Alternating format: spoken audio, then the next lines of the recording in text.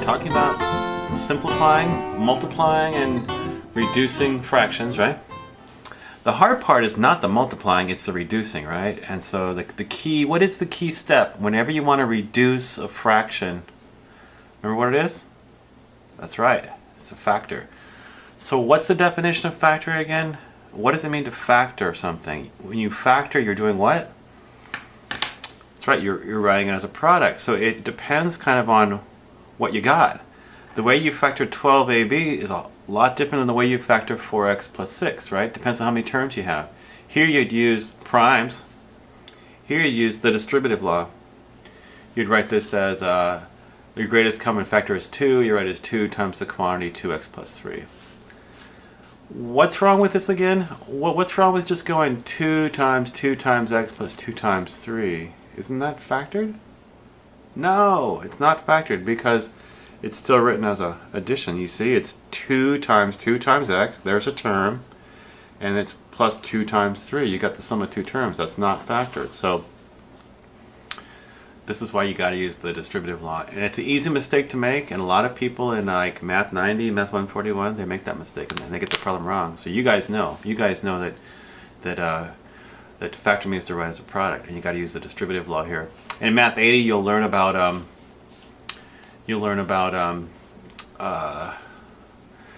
7 other ways to factor. All right, how would you factor these? Let's see. You got to use the distributive law here. Your greatest common factor is going to be 3b, I think. So there you go. Here, I think those are like terms, aren't they? Yeah, they are. So you write it as, when you combine like terms, you get negative 3ab. I think that's basically factored. It's negative 3 times a times b, right? Okay, so we've been simplifying these fractions and multiplying and reducing, but the key step is to factor, okay? We, instead of multiplying it out, you just start to factor, and then we're going to circle the common factors. Let's see. We don't break it up into two fractions like we used to do. We're not writing that step anymore, but let's just circle them. That forms a 1, right? A factor of 1. And so do each of these 2, so your answer would be 3 over y. How about this? What would you do here if you wanted to reduce this? Simplify it or reduce it? I would combine like terms. You get 6x over 4xy, and then you factor. Look for your common factors. That forms a 1. The x's form a 1, and the 2's. So your final answer is 3 over 2y.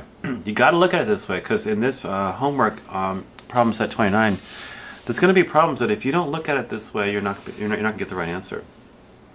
Okay? Factor is the key. What would you do here? Combine like terms? Good. And then you would factor the 8x and the 4x, and you can, well, you say cancel. I don't like to use that word too much, but when you hear that word cancel, think of it as removing a factor of 1, okay? It's only legal to do that if they're factors of 1. Okay, now, furthermore, there's a 1 left on the bottom. When you cancel everything, there's a 1 left. And the way you understand why there's a 1 left is because you go back and remember how we used to do it. We used to break this off into two fractions, right? One of it would be 2 times x over 2 times x. The other fraction would be 2 over 1. And when you remove the factor of 1, you can see it really well. You still have 2 over 1, which is 2. Okay, here we go. Moment of truth. What's the first step again when you reduce a fraction? What do you always do? You factor. Good, you factor. Now, the way you factor 4x, since there's only one term, is you use primes. How do you factor 2x plus 6? Remember how to factor when you have more than one term? Remember what you do? You got to use the distributive law, right? So you use the distributive law on the top, and so it becomes 2 times the quantity x plus 3 over 2 times x. How many factors do you see on the bottom? There's 3 factors. There's a 2, there's a 2, there's an x. How many factors do you see on the top? There's actually 2. There's a 2, and this whole blob, x plus 3, is all one factor. X is not a factor of the top. X is a factor of the bottom. We say x plus 3 is a factor of the top because, remember, a factor is being multiplied. So this is all coming back. If this makes sense, that means you got it. So what are the common factors? 2 is a common factor. It's multiplying, but x is not a common factor. Although it's a factor of the bottom, it's not a factor of the top. So you just got to leave it as x plus 3 over 2x. And that's why, if you don't look at it this way, there's no way you're going to get the right answer there. Always look to factor, and remember what factoring means. Final answer is x plus 3 over 2x. Okay, let's do some more. So if you're feeling really shaky on this, you might go back to problem set 14 and problem set 17 and practice factoring. But you see this, the top is just 2 times x, the bottom is 2x minus 2y. You can't combine those, but you can factor a 2 out, right? Now, some of you might feel more comfortable, instead of factoring a 2 out, you might want to write it in additive form first. I'll do it both ways, but eventually it'd be nice not to have to write it in additive form, because it works the same way. When you factor over a subtraction, it works as with an addition. But anyway, so the top is 2 times x, the bottom is 2 times the quantity x minus y. Any common factors? You should see 2 factors on the top, 2 factors on the bottom. The common factor is the 2, and the x is a factor of the top. X minus y is a totally different factor on the bottom. This might as well be x, this might as well be like v or something. They're totally different. You can't cancel the x's because they're not common factors. That's your answer. This one, you're going to reduce it. You're going to factor out the top using the distributive law, factor the bottom with primes. I'm going to change to additive form first. You don't have to do that, but some of you might feel comfortable, might prefer doing that. Change the minus to additive form, and then we take a 6 out of the top and write the bottom 4 times 3. When you factor it completely, then you're going to want to factor this 6 into primes, because you might want to cancel some of those factors and form a 1. 3 times 2, and the other factor is 2t plus negative 1. So there's 3 factors on the top. 3, 2, and this whole thing is a factor, 2t plus negative 1. On the bottom you see a 2, and a 3. Any common factors? Let's see. I can form a 1 with a 3. That's going to form a factor of 1 and a 2. So what do you have left?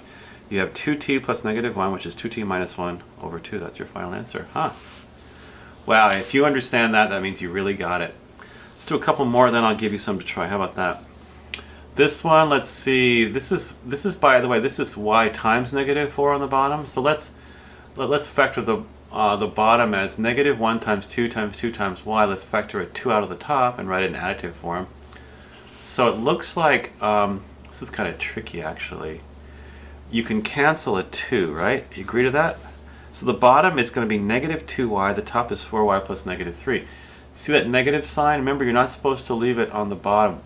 When you move it to the top, does it multiply the 4y, the negative 3? It has to multiply the whole top. So this is why I put parentheses around it. That's kind of subtle, isn't it? I put parentheses around it.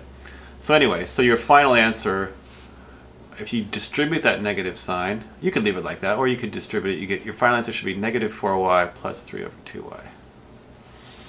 This one's different, isn't it? This one, you have 8y minus 6 over y minus 4. There's no like terms, so if you're going to factor this, you're going to have to use the distributive law here and the distributive law here.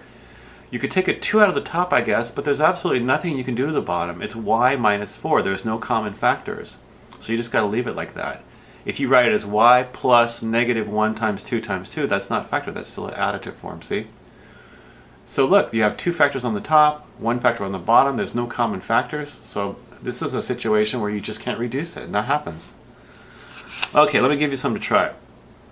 Try these two. Remember to factor first. Remember, look to factor first, and look for your common factors. Okay, so in the Hit first the pause button, you combine like terms on the top, and you factor. Did you get negative 1 over x?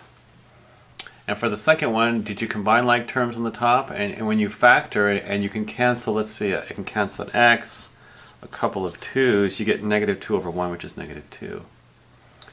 All right, well, let's do some more. I'm gonna give you a couple minutes and go over these. Okay, so remember, you got a factor. You're gonna have to use the distributive law on the top, primes on the bottom.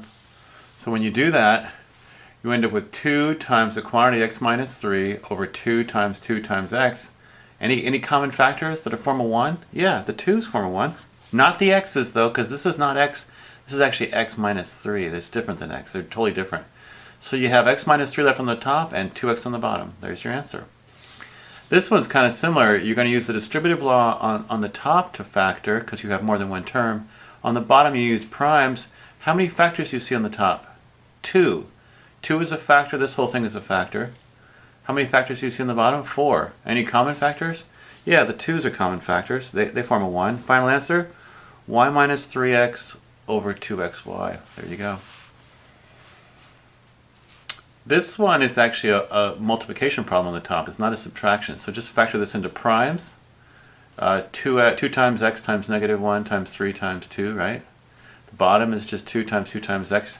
Let's see, the x's, everything's factored. So you're talking about your factors of 1 that you're going to remove, right? The x's, a 2, another 2. Now, there's a 1 left on the bottom. There's a negative 3 on the top. There's a 1 left on the bottom. So you just write it as negative 3. All right, now this one, if you got this one right, you really have this down, because this is really a new problem, and if you got it right, it means you really understand. Did you notice you have to use the distributive law on the top to factor, and the distributive law on the bottom to factor? Okay, so when you do that, you get this. How many factors do you see on the top? 2. How many do you see on the bottom? 2. Any common factors? There is a common factor. You know what it is? It's x plus 3. It's not x, it's x plus 3. That whole blob, x plus 3 is one factor. Just like x was a factor here, x plus 3 is a factor here. So what's your final answer? When you remove the factor of 1, you get 2/3. Wow, if you got that one right, you really got it down. Don't worry, we'll do some more practice next time. See you later. Bye-bye.